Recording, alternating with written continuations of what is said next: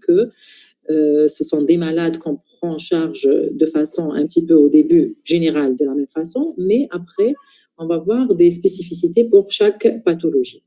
Donc voilà, on est d'accord. Donc vous allez trouver le titre un peu hémorragie intracérébrale, vous attendez à AVC hémorragique, mais c'est la même chose, ça va être la même chose. Actuellement, on les appelle les hémorragies intracérébrales. Sachez que les hémorragies méningées sont exclues, les hémorragies intraventriculaires pures sont exclues et tout ce qui est hémorragie post-traumatique. D'accord? Donc, tout ça est exclu. On va parler exclusivement de l'hémorragie intracérébrale parenchymateuse spontanée. D'accord? Quand je dis spontanée, ça veut dire qu'il n'est pas traumatique. Vous m'entendez bien? Que quelqu'un me répond pour continuer. Oui, docteur. Très bien. Très bien, très bien. OK, donc si vous avez des questions, on les laisse à la fin. D'accord?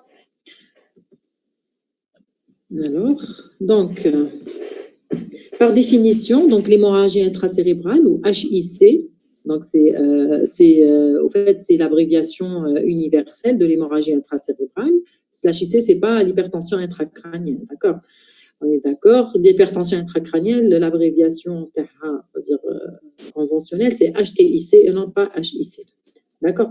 Donc, l'hémorragie intracérébrale non traumatique est définie comme la survenue d'un saignement spontané d'une source artérielle au sein du parenchyme cérébral. Ça, c'est en général. On peut avoir un saignement d'origine veineuse, mais ça, c'est dans une étiologie un peu particulière. On va en parler par la suite. C'est la thrombose veineuse cérébrale. Mais en général, le sang est d'origine artérielle, dans 90% des cas.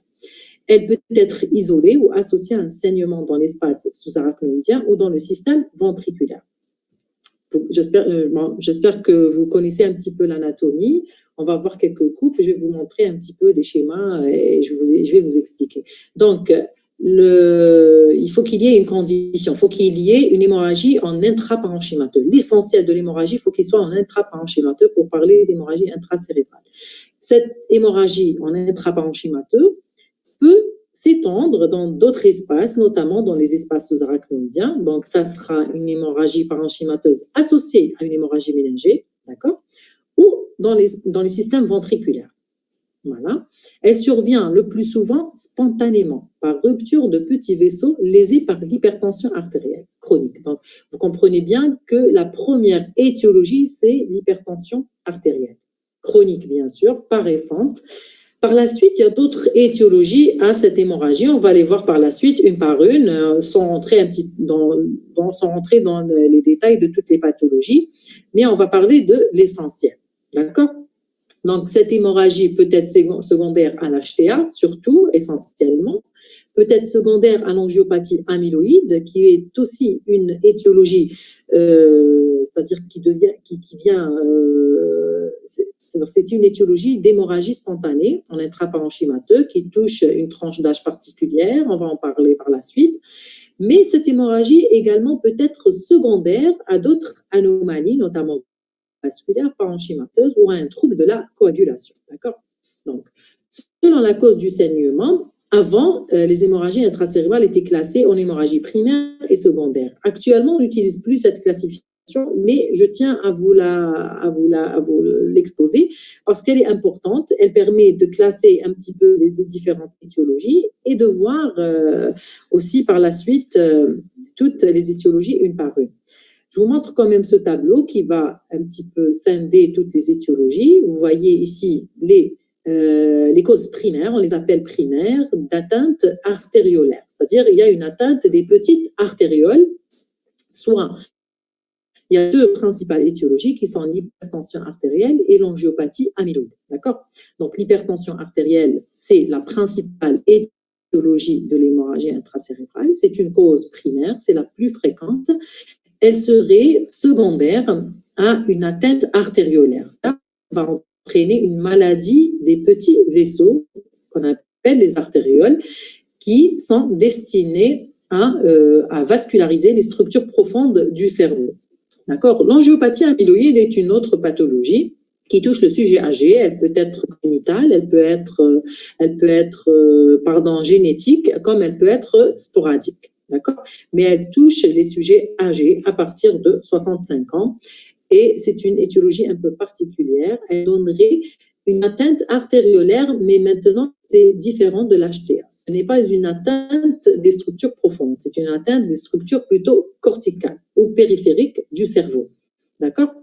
Donc, c'est les deux principales étiologies de l'hémorragie primaire. D'accord? Après, nous avons des causes qu'on appelle secondaires, c'est-à-dire qu'il y a un substratum anatomique, une autre pathologie derrière. Soit une malformation vasculaire. Les malformations vasculaires, il y en a, c'est-à-dire qu'il y en a plusieurs. Les plus importantes sont l'anévrisme artério-veineux. Nous avons les malformations artério-veineuses, nous avons les cavernomes et les angiomes veineux. C'est les plus importants, d'accord, qui saignent au niveau du parenchyme cérébral. Les malformations vasculaires, bien sûr, ça touche le sujet jeune. On va voir par la suite les différentes malformations qui peuvent saigner au niveau du parenchyme, parce que pas toutes saigneraient au niveau du parenchyme. Bon, il y a l'anévrisme ici, l'anévrisme est marqué en premier, mais en vérité, ce n'est pas la première étiologie d'hémorragie intraparenchymateuse, c'est les malformations, c'est plutôt les malformations artério-veineuses. L'anévrisme saignerait plus au niveau des méninges. D'accord? Donc, c'est les principales malformations vasculaires qui sont à l'origine d'hémorragie intracérébrale. Les autres anomalies, nous avons les anomalies de la crasse sanguine. Les anomalies de la crasse sanguine, elles peuvent être bien sûr d'origine congénitale, par déficit en facteurs de coagulation, et ça peut être iatrogène surtout, c'est-à-dire les prises médicamenteuses d'anticoagulants. La prise d'anticoagulants ou de thrombolytiques peut provoquer un saignement au niveau de n'importe quel organe, y compris le cerveau. D'accord? Donc voilà, les anomalies de la crasse sanguine est une étiologie fréquente d'hémorragie intracérébrale. Il y a bien sûr toute la case au fond là, c'est les différentes autres étiologies d'hémorragie intracérébrale. Nous avons les tumeurs peuvent saigner au niveau du parenchyme et provoquer une hémorragie intracérébrale, et il faudrait une exploration pour mettre en évidence cette tumeur. Mais il y a toujours des éléments qui montent vers l'étiologie tumorale.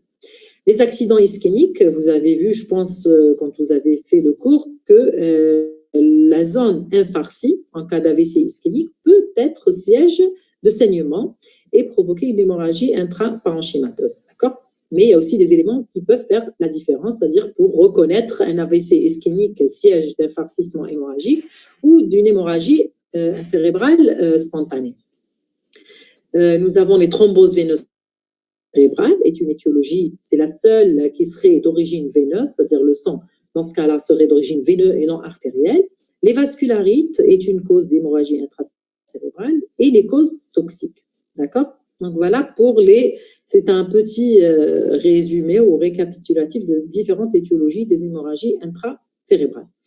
On va parler maintenant de la physiopathologie. La physiopathologie, quand je vous dis physiopathologie, on va parler de la physiopathologie de l'hémorragie secondaire à l'HTA, qui est l'étiologie la plus fréquente des hémorragies intracérébrales. D'accord? Donc, pourquoi un patient hypertendu qui présente une HTA chronique présenterait un saignement au niveau cérébral?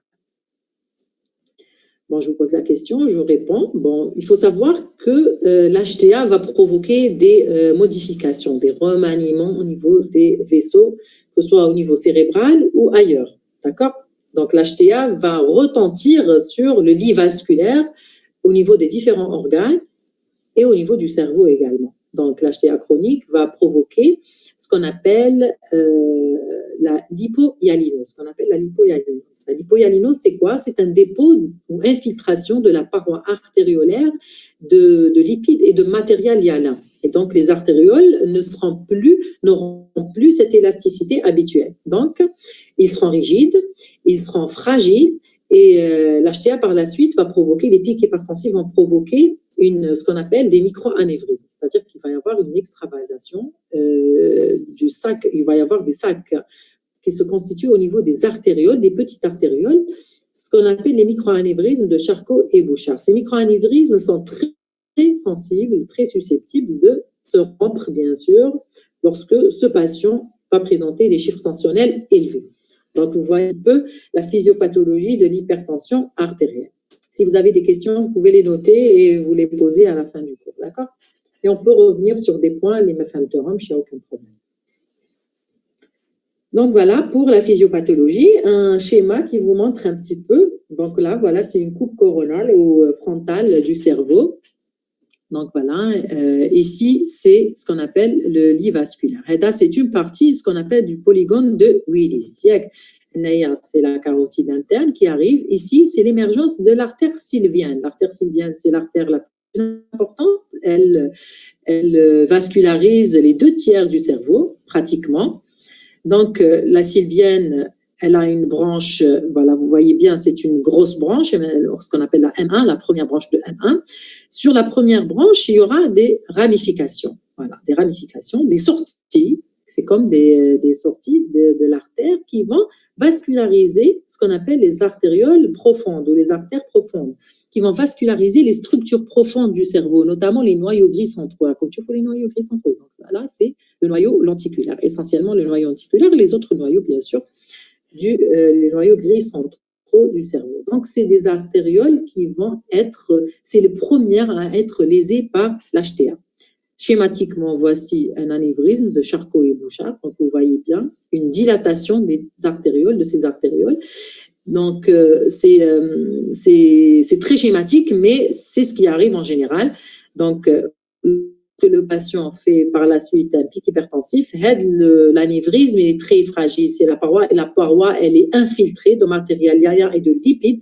Elle est très fragile, elle se rend facilement. Lorsqu'elle se rend, elle va provoquer, voilà, le saignement. C'est un amas, c'est un caillot de sang. C'est un saignement. Et avec le saignement, s'il y a des zones de fragilité, il peut se rompre au niveau des ventricules et provoquer une inondation ventriculaire. L'inondation ventriculaire est un facteur de mauvais pronostic, d'accord? Donc, il aggrave le saignement initial qui est parenchémateur. Donc, voilà. Et c'est schématique. Par la suite, on a une image de scanner cérébral, d'un scanner cérébral, d'accord? Donc, il va vous montrer une hyperdensité. D'accord? C'est l'hyperdensité. D'ailleurs, c'est l'AVC hémorragique ou l'hémorragie intracérébrale. D'ailleurs, vous voyez bien, il dessine bien le noyau lenticulaire. Il le dessine bien. C'est une hémorragie typiquement d'hypertension artérielle. C'est une hémorragie profonde. Par exemple, il dit comme un patient aux urgences, hypertendu, connu, traité depuis des années. Et il fait une hémiplégie d'installation brutale. Quand vous faites le scanner et vous voyez cette image, donc vous êtes presque sûr que c'est un hématome d'hypertension artérielle. Attention, il y a beaucoup de cas où on doit explorer le patient. On va arriver par la suite, on va discuter de tout ça. Alors,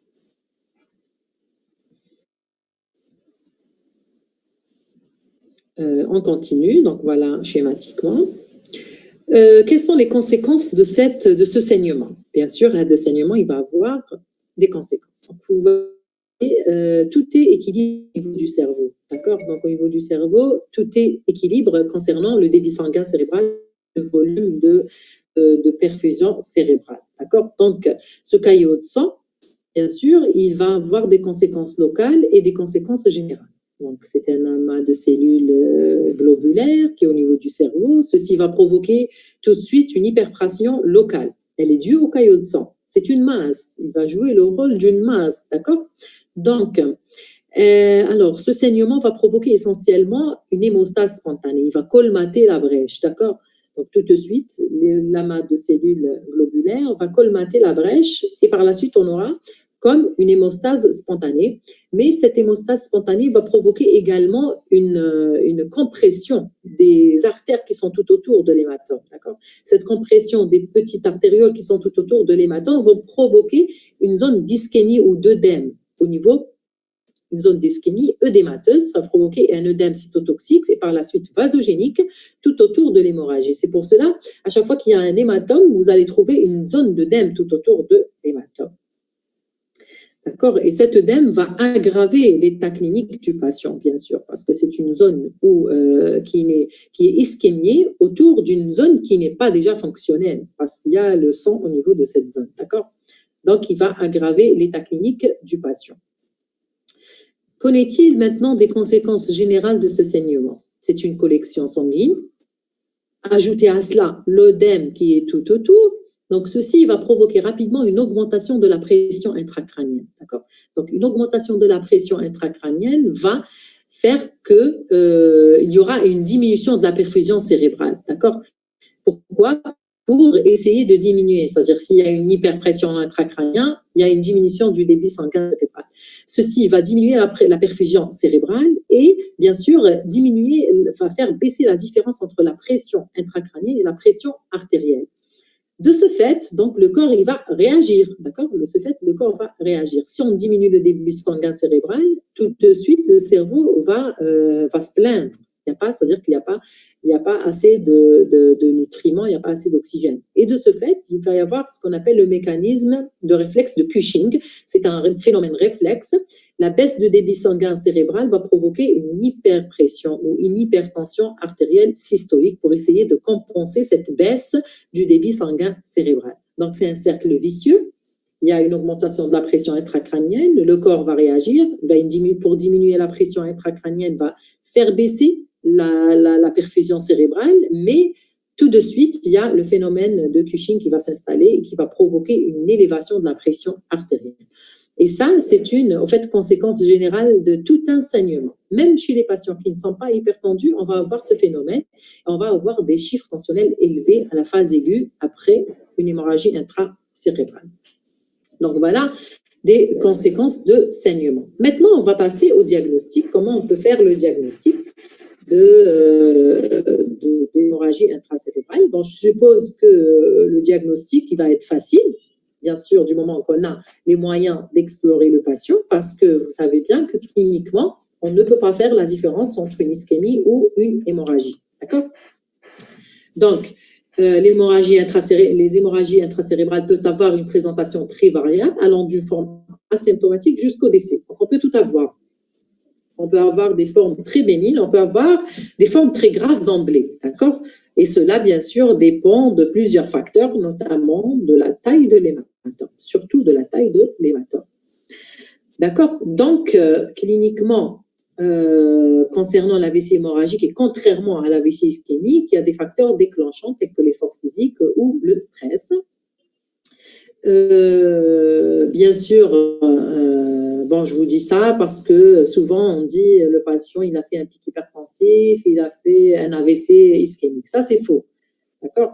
Donc, si vous entendez des gens dire ça, il faut leur dire non, c'est pas vrai, c'est faux. Donc, un pic hypertensif ne provoque jamais un AVC ischémique. L'AVC ischémique, c'est l'accumulation de différents facteurs de risque. C'est un phénomène thromboembolique qui se constitue sur plusieurs années et c'est pas un pic hypertensif qui va provoquer un AVC ischémique.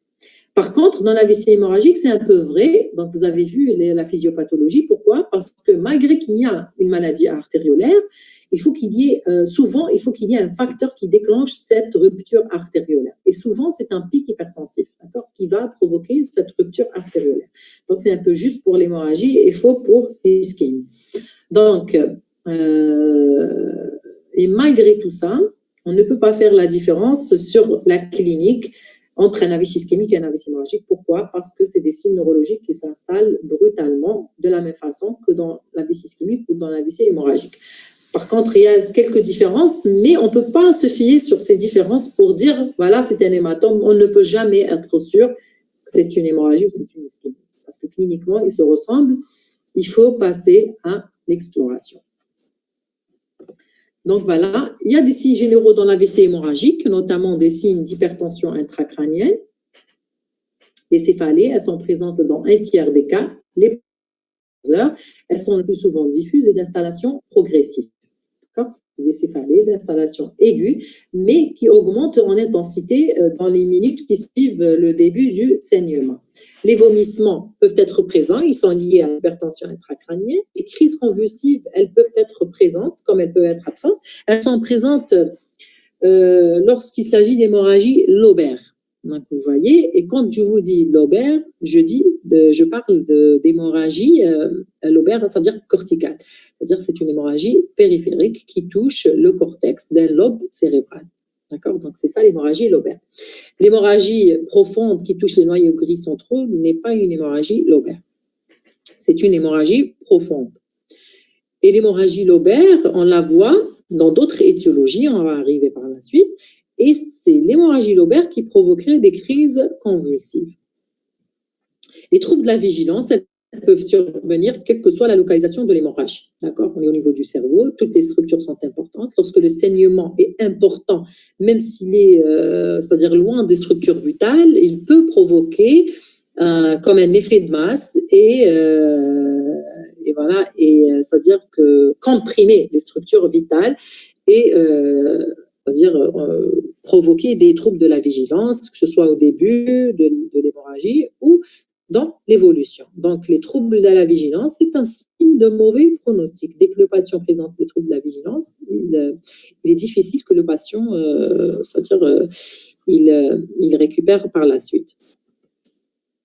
Donc, on va parler de la clinique, pas dans le détail, parce qu'après, c'est des éléments de sémio, vous allez les faire.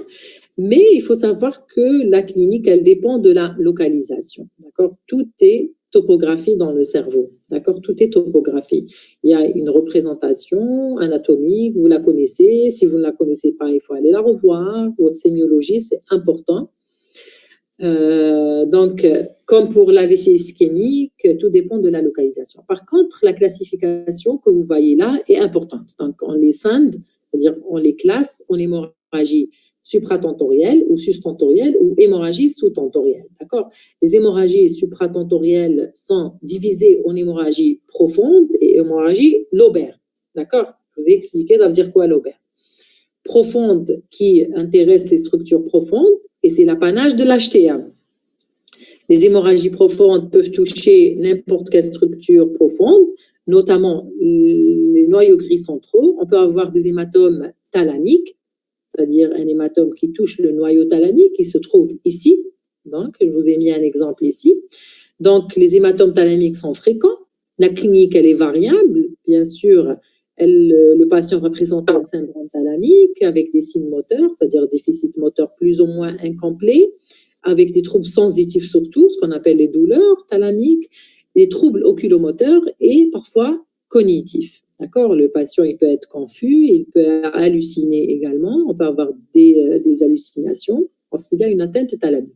Mais c'est-à-dire que bien sûr, le patient, il présente surtout un déficit moteur. Il peut être plus ou moins proportionnel.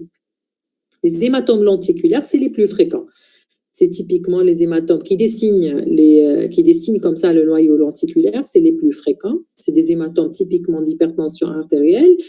Elle toucherait la capsule interne, donc on aura un déficit hémicorporel sensitivo-moteur. En général, total et proportionnel. Ça veut dire qu'on aura une hémiplégie totale et proportionnelle parce que ça touche la capsule interne et ça toucherait le faisceau pyramidal qui passerait par cet endroit-là. Donc, c'est les plus fréquents. On peut avoir d'autres signes, bien sûr, associés. On peut avoir des troubles cognitifs associés. On peut avoir une hémianopsie. On peut avoir d'autres signes associés à cette hémiplégie. Les hématomes du noyau codé. Le noyau codé est un petit hématome qui est une petite structure, un petit noyau qui se trouve ici. Là, c'est un petit hématome du noyau codé. Et bien sûr, le déficit, il peut être, bien sûr, peut toucher l'hémicorps et parfois, il est incomplet. C'est-à-dire, on peut avoir une atteinte pas complète de l'hémicorps. Maintenant, les hémorragies lobaires. Les hémorragies lobaires, elles toucheraient la substance blanche d'un lobe cérébral. Quel que soit le lobe cérébral, on peut avoir une clinique selon le lobe atteint. Bien sûr, si on a l'atteinte du lobe temporal, on aura du trouble du langage. Si on a une atteinte du lobe occipital, on aura des troubles visuels. D'accord? Si on a une atteinte pariétale, on va avoir des douleurs, on va avoir un syndrome pariétal. D'accord? Associé à cela, les crises épileptiques. Je vous ai dit que les crises épileptiques étaient présentes lorsque l'atteinte est lobaire ou corticale. D'accord? Donc voilà, les hémorragies lobaires, elles sont comme ça. Ici, c'est un hématome pariétal, mais du côté un peu postérieur, mais c'est un hématome pariétal. Il n'est pas occipital, parce que cette coupe, elle est haute. D'accord? Donc, c'est un hématome pariétal. Il est périphérique. C'est une malformation artério-veineuse. Les malformations artério-veineuse peut être présente surtout, ça donnerait surtout des hématomes corticaux ou lobaires. Ils ont la particularité d'avoir des limites comme ça déchiquetées, vous voyez, déchiquetées en carte géographique avec beaucoup d'œdème en périlésionnel. C'est un hématome typique de malformation artério-veineuse. Alors, maintenant, les hémorragies infratentorielles, d'accord? On a fait les supratentorielles, maintenant on va faire les infratentorielles. En infratentorielle, au Chana, on a le tronc cérébral et le cervelet. C'est les deux structures les plus importantes. Nous avons les hématomes du tronc cérébral et les hématomes cérébelleux. Les hématomes du tronc cérébral sont des hématomes graves. Donc, le tronc cérébral, c'est une structure vitale, et toute petite. C'est une structure profonde. Il y a beaucoup de vaisseaux, de petits vaisseaux, qui sont comme les vaisseaux. Je vous ai montré tout à l'heure l'exemple des artérioles, des artères profondes qui vascularisent les noyaux gris centraux. Et ben, ça vascularise également les structures profondes en sous-temporelle, notamment le tronc cérébral. Donc, là, tronc cérébral. D'accord? Donc, on peut avoir des hématomes bulbaires.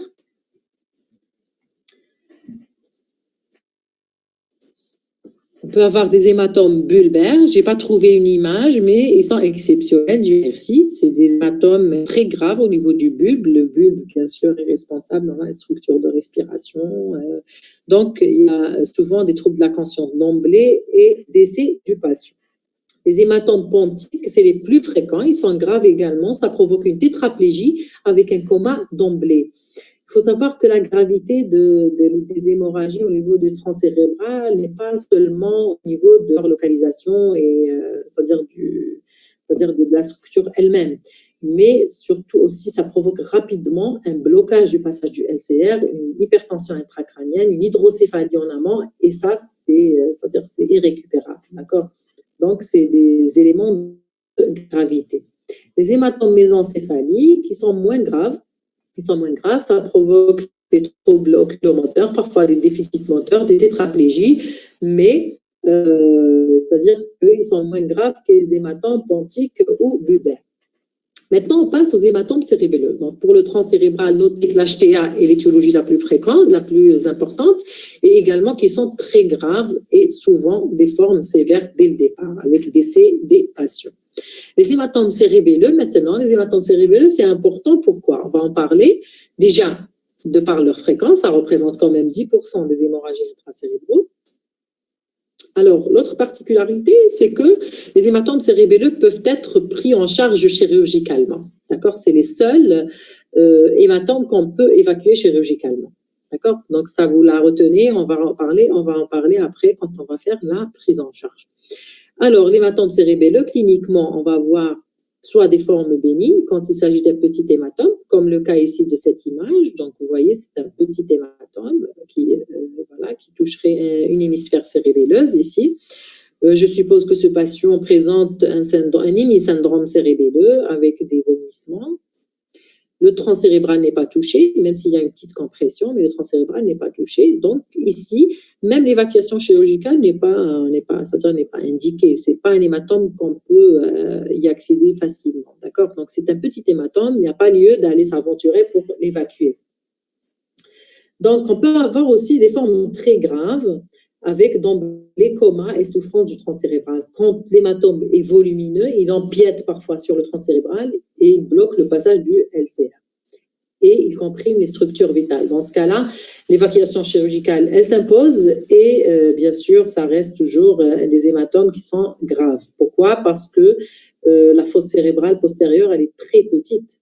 On a déjà dit que la gravité des hématomes, c'est-à-dire que la boîte crânienne, elle n'est pas extensible, c'est-à-dire dès qu'il y a une structure à l'intérieur, c'est grave parce qu'on ne peut pas la compenser. Cet espace va être, c'est-à-dire que ceci va comprimer sur les structures vitales et d'autant plus pour la fosse cérébrale postérieure parce que c'est tout petit. D'accord. Donc maintenant, pour toujours dans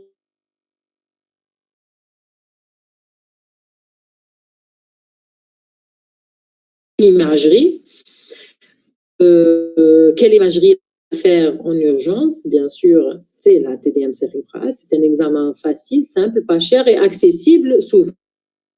Donc, on va faire une TDM cérébrale. Est-ce que la TDM cérébrale permet de poser à la phase aiguë, l'examen de choix?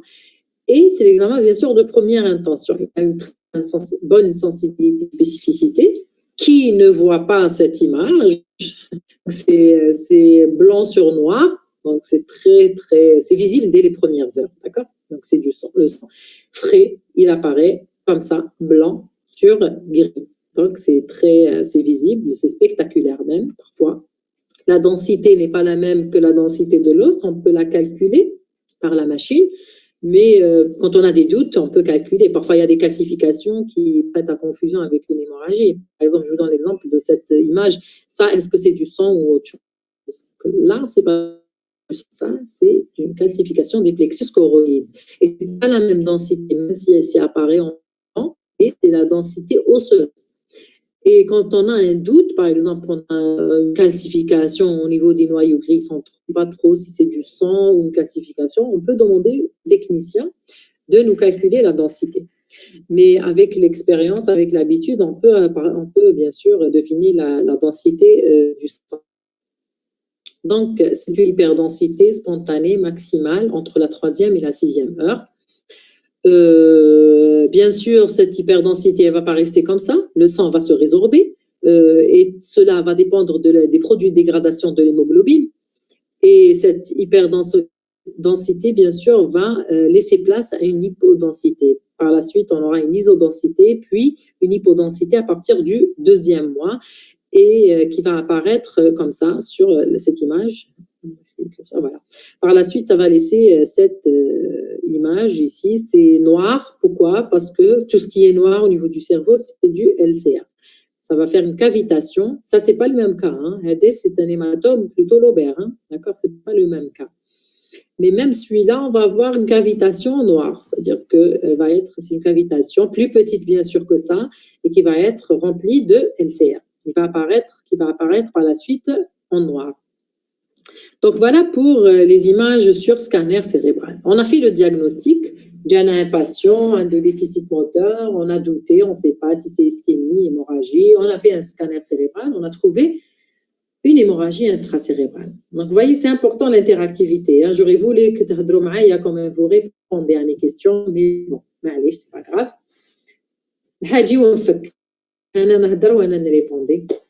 Donc, alors, qu'est-ce qu'on va faire pour ce patient? Est-ce qu'on va s'arrêter là? On va le prendre en charge, c'est-à-dire le prendre en charge s'il est conscient dans une unité neurovasculaire ou la réanimation s'il est inconscient. Est-ce qu'on va continuer les explorations? Comment on peut savoir qu'est-ce qu'il y a derrière cette qu'il faut traiter? Il faut savoir qu'il y a des étiologies avec, c'est-à-dire qu'il y a certaines étiologies qu'on peut traiter et qu'il faut traiter en urgence. Donc, quand est-ce qu'on va pousser les investigations? C'est-à-dire quand est-ce qu'on va chercher une étiologie à cette hémorragie et quand est-ce qu'on va se dire, voilà, c'est un patient hypertendu, on s'arrête là, on va essayer de faire la prévention de son HTA, comme ça, il ne fera pas un autre hématome. Et voilà, et c'est tout, on s'arrête là. Donc, voilà. C'est ça la question quand on est face à un AVC hémorragique. Et pour répondre à toutes ces questions, bien sûr, il y a des consensus, il y a aussi la pratique. Mais voilà, ça c'est on complète dans la même idée des scanners. On va y revenir par la suite. Mais allez, on va continuer concernant le scanner cérébral. Je les ai oubliés, les plaques. Donc, quelles sont les caractéristiques qu'on peut relever d'un scanner cérébral? D'accord? Donc, on va préciser la localisation, le volume. Est-ce qu'il y a une rupture intraventriculaire ou pas? Est-ce qu'il y a beaucoup d'œdème? Et bien sûr, quand il y a beaucoup d'œdème, ça relève d'une thérapeutique un peu particulière, donner les anti-œdèmes. Donc, c'est important de faire le scanner pour voir les caractéristiques et l'existence de complications, notamment l'hydrocéphalie et les signes d'engagement. Donc, comme je vous sur scanner cérébral. Donc, vous voyez l'importance du scanner. C'est-à-dire la phase aiguë pour faire le diagnostic. On peut même l'utiliser pour suivre l'évolution du patient. D'accord? Et voir s'il y a des complications ou pas. Donc, le scanner, il ne faut pas hésiter à faire et refaire quand il y a un doute, quand il y a d'autres signes qui apparaissent chez le patient. Et donc, c'est des exemples. Donc, c'est bien de voir beaucoup de scanners cérébrales. Donc, ça, c'est un hématome profond avec une inondation ventriculaire. D'accord? Donc, vous voyez, tétraventriculaire, il y a beaucoup de sang. Là, c'est une inondation ventriculaire. Après, c'est un autre exemple d'hémorragie. Il y a aussi, c'est une hémorragie profonde également. C'est un gros hématome. On va voir les curseurs.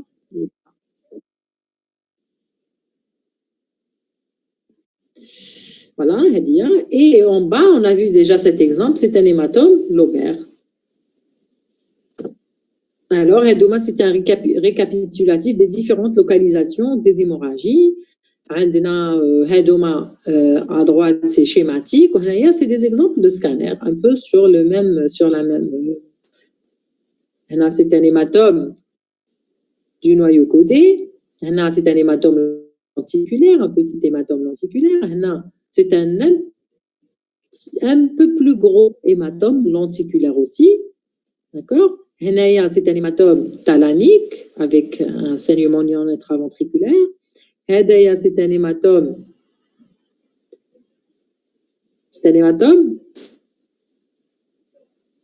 lobaire. C'est un hématome lobaire. C'est un hématome du cervelet. C'est un hématome du cervelet. C'est un hématome du pan, du tronc cérébral. Voilà, donc voilà les exemples Kamel. Retenez bien les différentes localisations. Vous aurez peut-être à rencontrer des patients comme ça. Je vous donne aussi quelques exemples de scanners, des exemples du service. C'est un hématome profond également. C'est un hématome profond avec un effet de masse. Vous voyez l'effet de masse et la déviation de la ligne médiane. Il y a du sang en intraventriculaire et il y a une déviation de la ligne médiane. Il y a une inondation ventriculaire des deux côtés. C'est un hématome thalamique profond et très compressif. Donc, le ventricule latéral a complètement collabé. Il y a du sang en intraventriculaire et il est complètement collabé. C'est un hématome très compressif. C'est un hématome du cervelet. C'est un hématome du cervelet, mais qui empiète sur le tronc cérébral. C'est un hématome grave.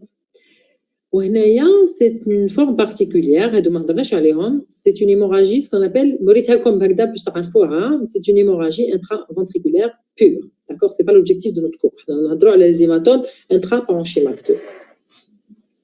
Donc voilà, hémorragie intraventriculaire pure, c'est une autre histoire. On a les étiologies, on a la prise en charge, c'est différent des hémorragies intraparenchymateuses.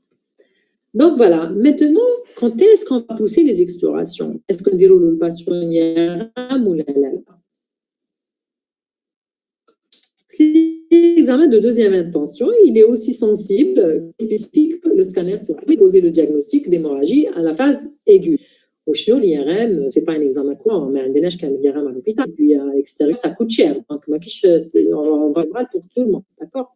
Il faut savoir que l'IRM, elle permet de poser le diagnostic, c'est-à-dire le diagnostic positif. Également, il aura une orientation étiologique. Donc, l'IRM cérébrale a sa place dans la prise en charge d'un patient présentant une hémorragie cérébrale.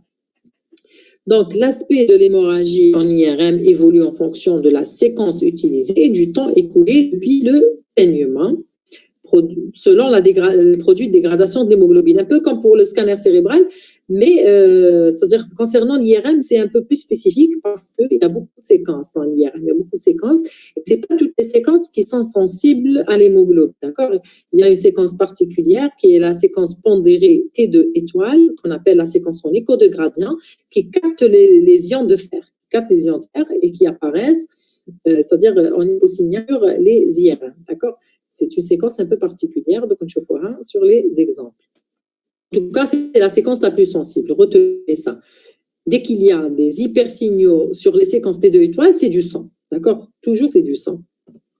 Donc, voilà comment apparaît l'hématome à la phase aiguë. C'est un hématome à la phase aiguë, c'est-à-dire à la 3e heure. Donc, est-ce que pour vous, c'est évident?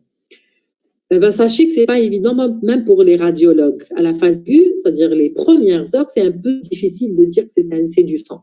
C'est une image qui est isodense, c'est un isosignal avec un hyposignal en son sein. Et ce n'est pas très évident. Même les radiologues, ils ont du mal à dire que c'est du sang. Directement, c'est un hématome. Donc souvent, même quand on a recours à l'IRM directement, on demande à faire un scanner. C'est beaucoup plus sensible que l'IRM à la phase hyper aiguë, c'est-à-dire les premières heures.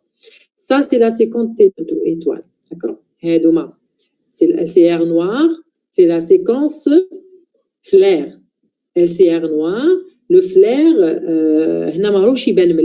mais le flair, chauffe la substance grise, Bon, voilà. Ça, c'est un flair, exactement. Non, ça, c'est pas un flair, ça, c'est un T1. D'accord? Ça, c'est un T1, c'est pas un flair, c'est une erreur. Alors, parce que le flair, la substance grise, est plus claire que la substance blanche. D'accord? Le flair, la substance grise, elle est plus claire que la substance grise. Fait T1, c'est le contraire. La substance grise, grise, la substance blanche, elle est plus claire que la substance grise. D'accord? Ça, c'est un T1. C'est une erreur. Là, c'est la séquence T2 étoile, ben blanche, le LCRI, il est blanc. Mais il y a aussi la séquence T2, étoile, les mettre ben il faut la voir. Par contre, la séquence T2 étoile, tout ce qui est noir, c'est du sang. Il y a tout ce qui est noir, c'est du sang. C'est des remaniements de fer. Le fer au NCO, le sang, l'hémoglobine. D'accord? Donc, tout ce qui est noir, c'est le fer. Elle est très sensible, l'hémorragie. Ici, c'est une séquence de diffusion. C'est une séquence de diffusion. On l'utilise surtout dans l'ischémie, mais on peut voir un hématome dans la séquence de diffusion. Après, Naya, au 4e jour, l'hématome, il est plus évident. Pourquoi? Parce que c'est un hypersignal avec un hyposignal en son sein. D'accord? Sur les différentes séquences de étoiles, diffusion et flair. Donc, voilà comment apparaît l'hématome sur l'IRM cérébral.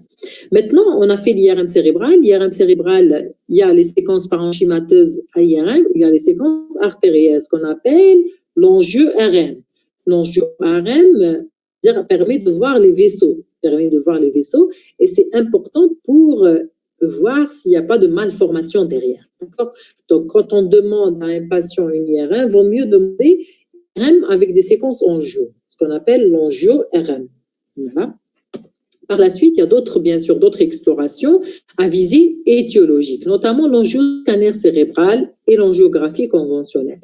Et ces deux explorations permettent de voir le lit vasculaire cérébral. Ça permet d'éliminer tout ce qui est malformation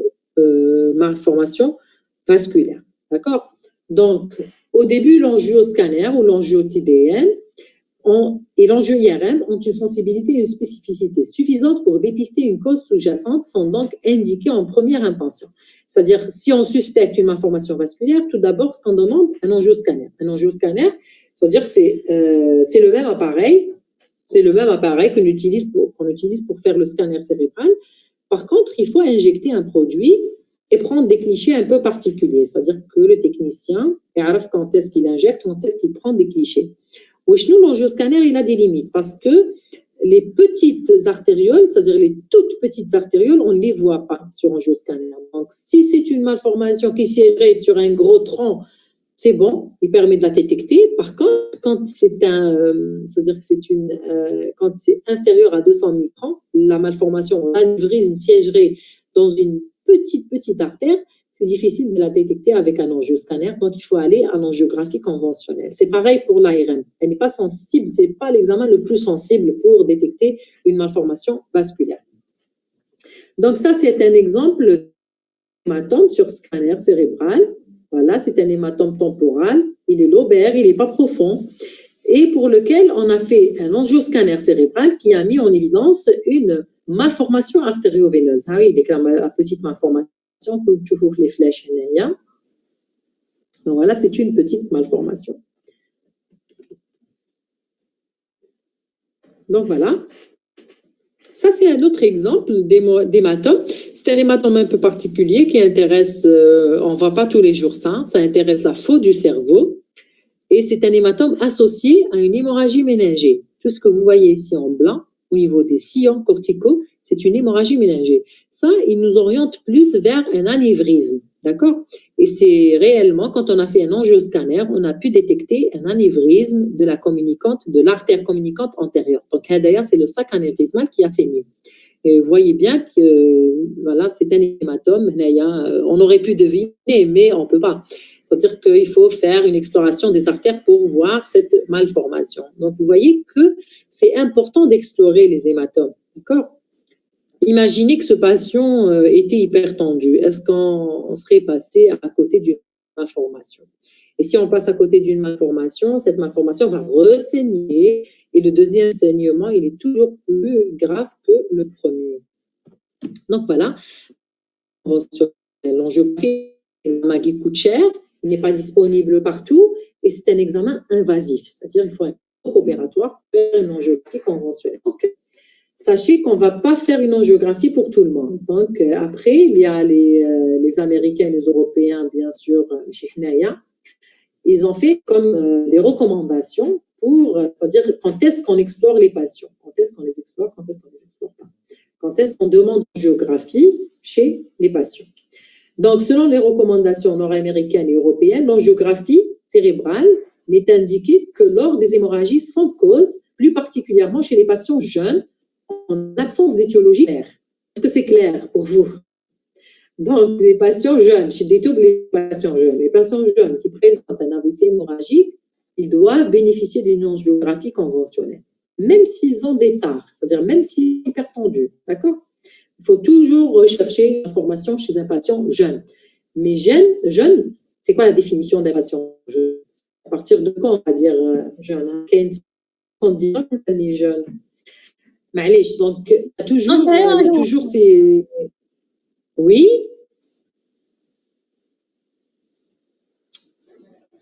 Un sujet jeune, quand est-ce qu'il est, son âge est inférieur à 40 ans? Mal. Ah, d'accord. Mais je suis 45 ans, justement. Moi, c'est les anciennes recommandations. Je vais en venir. Donc, avant, on disait qu'il ne fallait pas faire d'angiographie. On se met d'accord, l'angiographie, c'est le gold standard. C'est l'examen de référence pour voir les artères, les tailles à les artères. Donc, ça permet d'éliminer une malformation, quelle que soit sa taille. D'accord? Dans l'angiographie, c'est un examen comme cher, coûteux, invasif, mais ça permet d'éliminer une malformation. Je ne pour tout le monde. D'accord? Donc, il faut sélectionner les patients pour lesquels on va faire une angiographie. Donc, on ne faisait pas d'angiographie si l'âge est supérieur à 45 ans, c'est-à-dire la limite d'âge, c'est 45 ans. Si au-delà de 45 ans, mais à condition, il faut qu'il soit hypertendu et que l'hématome soit au niveau des zones de prédilection de l'HTA. C'est-à-dire qu'à 100%, c'est un hématome d'HTA. Patient supérieur à 45 ans, avec un hématome au niveau des zones de prédilection de l'HTA, patient connu comme hypertendu. D'accord? Ou là, le deuxième figure, c'est un hématome lobaire. Lobaire, ça n'a rien à voir avec l'HTA.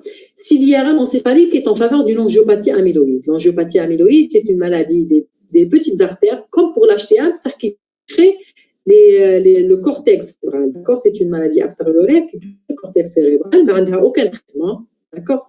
Donc, si le patient il est âgé, on a un petit lobaire qui oriente vers une hémorragie secondaire, l'angiopathie amyloïde, on ne fait pas d'angiographie. D'autant plus que le sujet il est âgé, donc c'est un examen invasif. L'angiographie serait un peu dangereuse pour ces patients-là. Donc, les cas où il me déroge l'angiographie cérébrale. Vous avez un petit peu compris. Quand est-ce qu'on fait l'angiographie? Quand j'ai jeune, chez lequel on suspecte une malformation vasculaire. Mais par la suite, c'est-à-dire que les mêmes recommandations, ils ont vu qu'il y avait des cas qui échappaient à ces cas de figure, c'est-à-dire qu'il y avait des malformations chez des sujets âgés, il y avait des malformations même si l'hématome était profond, c'est pas une science exacte, il y a toujours des exceptions. Donc, ils ont un petit peu élargi. Ils ont dit, on laisse dans le libre choix au praticien de voir est-ce qu'il veut explorer ce patient, l'aide de patient. Donc, actuellement, c'est au cas par cas, selon chaque praticien. D'accord? Si vous jugez que ce patient, c'est-à-dire qu'il peut avoir une malformation, même s'il est hypertendu, même si l'hématome est profond, vaut mieux faire au moins un angioscanner. Au moins un angioscanner pour éliminer une malformation. D'accord? Donc, voilà. Donc, quel que soit l'examen effectué maintenant avec les explorations radiologiques, le scanner qu'on a pour le diagnostic positif, pour le diagnostic étiologique, on a l'angio-RM, on a l'angioscanner, on a l'angiographie conventionnelle. On va choisir les patients, les explorations. D'accord? Et vous allez voir par la suite qu'il y a des étiologies où on ne peut même pas les mettre en évidence par angiographie. c'est des malformations un peu particulières, ce sont les cavernomes, on les voit qu'en IRM cérébral. Donc, il y a toujours un doute quand est-ce qu'on va faire cet examen ou cet examen, d'accord? Quel que soit l'examen effectué initialement, il ne faut pas hésiter à répéter en cas de dégradation ou de modification clinique. Dans la plupart des cas, cette aggravation correspond à une augmentation du volume d'hématome. C'est la première complication. Donc, quand l'hématome augmente de volume, il y a une aggravation clinique du patient. Il faut bien sûr la mettre en évidence, c'est-à-dire que souvent, on aura à répéter le scanner cérébral les heures qui suivent le premier saignement. Parce que le saignement, c'est un phénomène actif. Donc, il m'a n'importe quel saignement. Quand on a une brèche au niveau du petit doigt, le saignement, il continue. Donc, vous voyez, c'est la même chose au niveau du cerveau. Il y a bien sûr la coagulation physiologique, mais ça prend du temps. Et quand les chiffres tensionnels sont élevés, ça n'aide pas à arrêter le saignement. Donc, c'est un phénomène actif qui peut, c'est-à-dire se compléter dans les heures qui suivent le saignement initial. Alors, excusez-moi 2 secondes.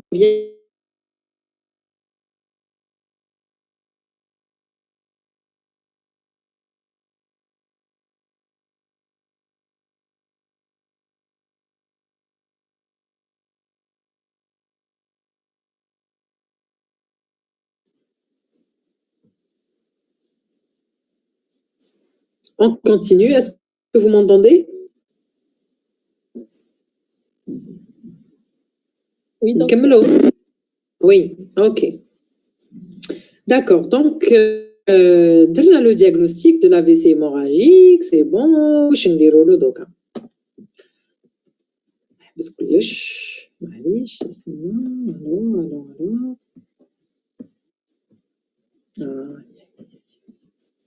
donc, voilà. Alors, le pronostic, on va parler un petit peu du pronostic et d'évolution. Donc, il faut savoir que la pathologie hémorragique au niveau cérébral est dotée d'une mortalité très importante. Donc, c'est pas la plus fréquente, des AVC, l'hémorragie intracérébrale. Ça représente seulement 12% des AVC en totalité, mais c'est la forme la plus grave. Le pronostic, c'est le plus sombre, d'accord? Donc, le taux de mortalité, il avoisine les 50%. Donc, 50% des patients mourraient dans mois suivant l'installation des troubles. D'accord? Quels sont les facteurs de mauvais pronostic, de décès à court terme? Donc, nous avons l'âge élevé, c'est un facteur de mauvais pronostic. Le score de Glasgow initial bas, ça veut dire trouble de la conscience dès le départ. Le volume de l'hémorragie que l'on peut déterminer par la règle. Il y a une règle pour calculer le volume de l'hématome sur scanner. D'accord? C'est la formule 1/2. On ne l'utilise pas trop en pratique, mais c'est-à-dire que c'est important pour faire des études et tout, c'est important de calculer les volumes de l'hématome. L'augmentation du volume de l'hématome dans les facteurs de mauvais pronostic, l'association à une hémorragie intraventriculaire, quand il y a un saignement intraventriculaire, c'est un facteur de mauvais pronostic. Pourquoi? Parce que ça provoquerait une hydrocéphalie, qui est une complication à redouter. Dans la sévérité est directement corrélée à la mortalité. Donc, voilà les facteurs de mauvais pronostic. Maintenant, on va revenir, bien sûr, on va parler du diagnostic étiologique. On va revenir sur les étiologies. Donc, on va revenir sur l'HTA.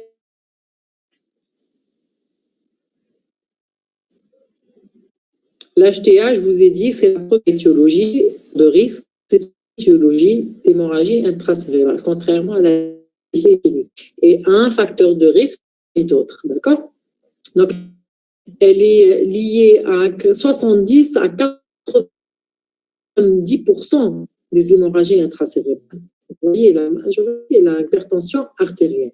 Donc, elle serait à l'origine de modifications des artérioles perforantes dans un diamètre inférieur à 200 micromètres, qui sont en siège, je me répète, qui seront siège d'une modification qui est surtout la lipohyalinose, la nécrosfibrinoïde, les microanévrismes de Charcot et Bouchard. Donc, comment peut-on faire le diagnostic d'HTA? Un patient, il ne se connaît pas hypertendu. Moi, je sais hypertendu. Il est hypertendu. Il y a des signes qui orientent vers l'HTA, surtout la localisation. La localisation de l'hématome, ça oriente vers l'HTA, mais ça ne suffit pas. D'accord? Il y a des malformations qui siègent au niveau des artérioles profondes. D'accord? Il y a des malformations, donc ça ne suffit pas. À moins qu'on ait d'autres signes qui orientent. Il y a beaucoup de patients, ils sont hypertendus, ni ils se traitent pour ça, ni ils sur la tension artérielle, ni rien du tout, d'accord? Donc, on a TDM, un hématome profond. Profond, ça veut dire au niveau des noyaux gris centraux, ou là, au niveau des structures profondes infratentorielles, notamment le tronc cérébral et le cervelet. L'âge du patient. L'HTA, c'est une maladie actuellement, c'est l'âge moyen, mais c'est à partir de 50 ans, d'accord? À partir de 50 ans. Les antécédents d'HTA, bien sûr, ça oriente, une patient hypertendu. Retentissement systémique de l'HTA. Si le patient ne se connaît pas hypertendu, il faut chercher les signes de retentissement de l'HTA. Donc l'HTA, si elle retentit sur le cerveau, elle aurait retenti sur d'autres organes, notamment le rein, les yeux, la rétine et le cœur. D'accord? Donc, ça retentit sur le cœur. Donc, on va chercher des signes de retentissement de l'HTA parce que parfois, l'HTA, si on fait un brassard à la phase aiguë d'un hématome, on aura des chiffres élevés. Et je vous ai dit que ce n'est pas forcément une hypertension systémique. D'accord? Parce que c'est un phénomène réflexe. Les chiffres élevés à la phase aiguë d'un hématome, c'est un phénomène réflexe. Donc, il faut chercher des antécédents d'HTA. Si on n'a pas, il faut chercher des signes de retentissement de l'HTA. Là, on a des signes de retentissement de l'HTA sur le cerveau, je vais vous dire, sur le rein, sur la rétine et sur le cœur, c'est un hématome d'HTA et ce n'est pas la peine d'aller faire d'autres explorations. D'accord? Si on n'a pas tout ça, si on n'a pas une étiologie évidente, il faut pousser les investigations. D'accord? Donc, quels sont les signes de retentissement de l'HTA sur le cerveau? C'est un hématome, c'est un patient qui a fait un hématome au niveau des structures profondes. C'est un hématome un petit peu lenticulaire qui touche un petit peu le noyau thalamique. C'est un hématome profond. C'est un hématome d'HTA. Par contre, on ne sait pas si ce patient est hypertendu. Qu'est-ce qu'on a fait chez lui? On a fait une IRM. Alors, à l'IRM, on a des stigmates des retentissements d'HTA, d'accord? Ce qu'on appelle la leucoencéphalopathie hypertensive. C'est quoi cette leucoencéphalo-hypertensive? C'est l'HTA chronique qui va provoquer des ischémies, des lacunes et des micro-saignements au niveau de la substance blanche. D'accord? Donc, c'est des signes chroniques de retentissement de l'HTA, les choufouhons FIRM. Donc, en plus de l'hématome, c'est la séquence T2 étoilée, je vais te faire moi. Tout ce qui est noir, c'est du sang, c'est de l'hémoglobine, c'est du fer. Donc, en plus de l'hématome, c'est le même, hein? C'est les mêmes coupes. Donc, en plus de l'hématome, on a des signes de retentissement de l'HTA. Tout ce qui est noir, a des petits points noirs, ce qu'on appelle des micro-saignements ou là, microblitz ou micro-saignements, qui sont la traduction d'une HTA chronique. C'est des micro-anévrismes qui sont saignés, qui sont passés inaperçus. C'est-à-dire, ça fait des années que ce patient présente la leucoencéphalopathie hypertensive. Je m'excuse. Sur la séquence flair, c'est des plages d'hypercinie en séquence flair qui sont signes de souffrance de la substance blanche, ce qu'on appelle la leucoencéphalopathie ou la microangiopathie hypertensive. D'accord? Donc voilà, les signes de retentissement de l'HTA sur le cerveau. Donc vous voyez l'intérêt de l'IRM également. L'IRM permet aussi de voir des signes indirects de retentissement de l'HTA sur le cerveau.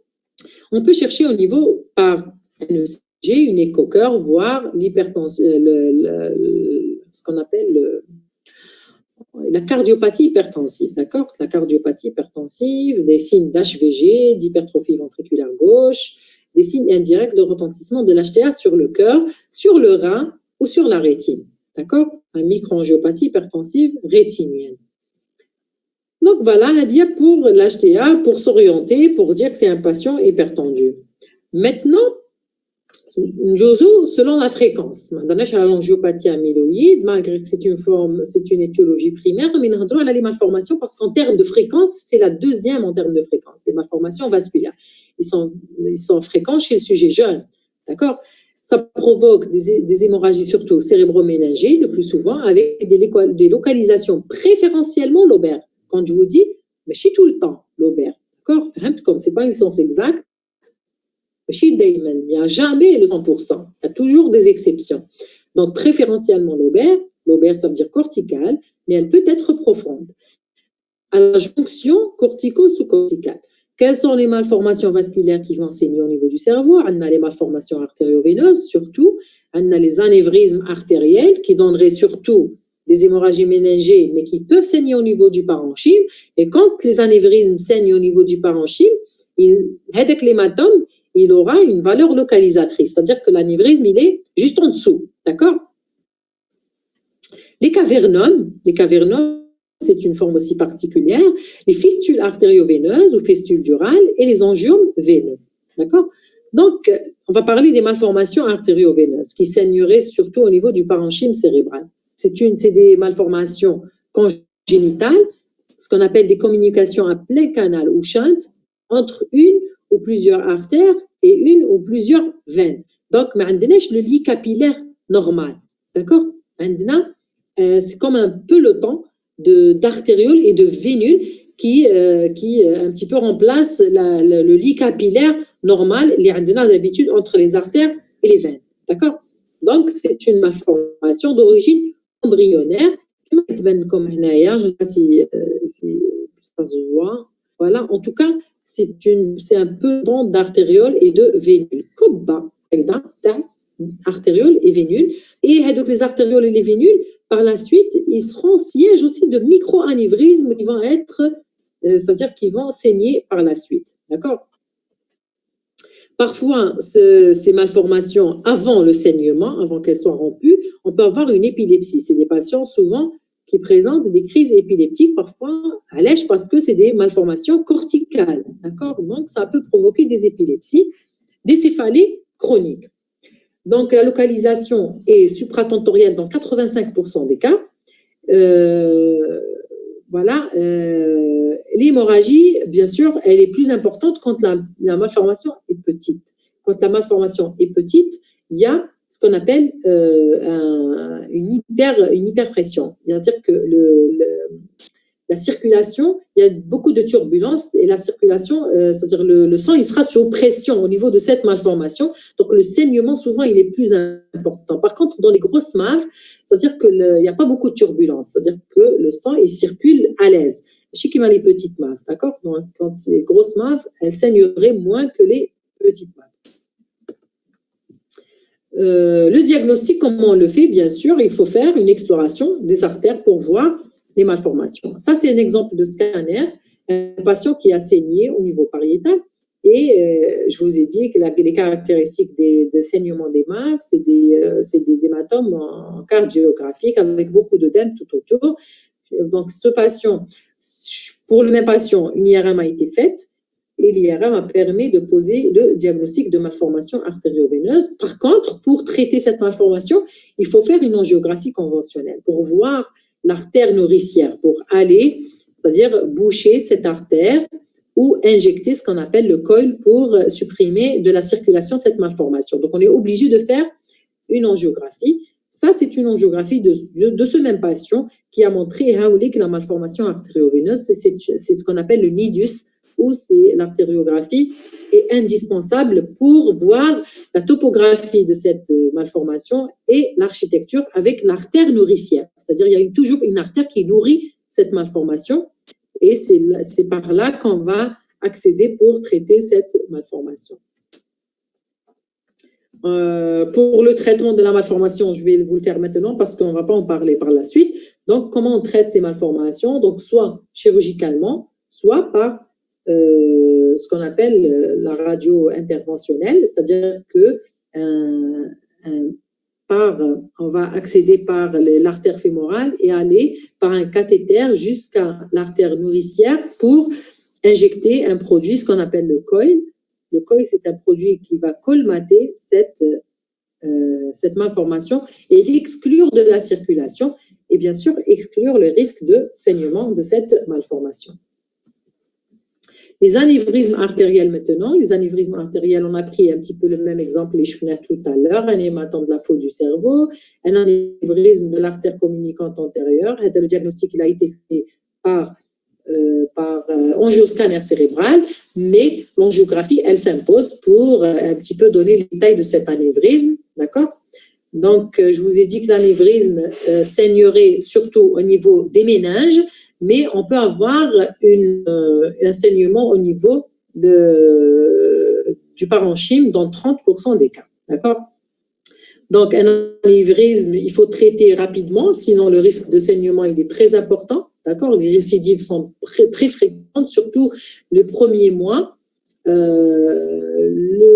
sûr, le diagnostic, il est fait soit par ARM, soit par angioscanner, mais souvent, on a des faux négatifs par ces deux examens et